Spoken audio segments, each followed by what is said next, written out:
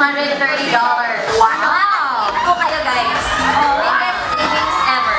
Yes! At bago ang lahat, gusto kong batiin muna ang aking kapatid, si Miss Tony. Congratulations sa concert! And of course, Direk Paolo Valenciano! I know! Love you! Congratulations sa lahat ko lang pupunta sa SMO Arena. Maraming salamat syempre sa akin din dahil wala akong bayad doon. May palit ako magaling ka daw doon. Wala akong sakit doon. Okay, galing. Okay, congratulations din po sa ating mga kapamilya na nanalo sa Empress Award! Yes!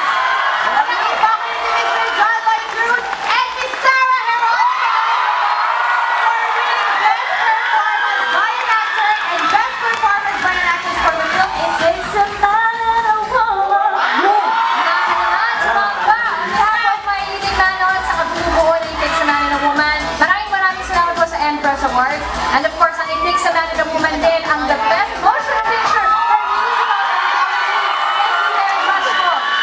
Okay, ngayong linggo naman, ay marami din tayong pop na surprises para sa kanila. Tama ba yun? Papa P? Yes, that's right, Sarah. Una na dyan, ang pop birthday na ASAP dance floor Princess Maha Salvador. Plus ang special birthday treat ng mga bida ng Forevermore, Liza and Enrique. At meron din maagang pamasko naman sa atin si Mr. Richard Cunan and Chongdi Winter duet album! And Chongdi, Oh my God! And this is not a photo album, this is an album talaga. Plus, ang 2014 Hindi Kagad winner, si Casey Tandina!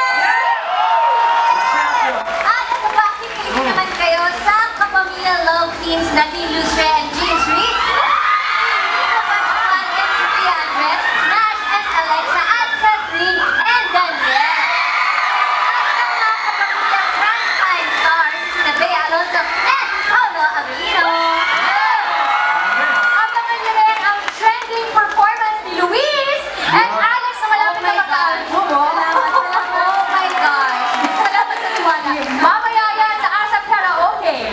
At ang inaabang ang grand kickoff ng Pop Viewers Choice Awards 2014.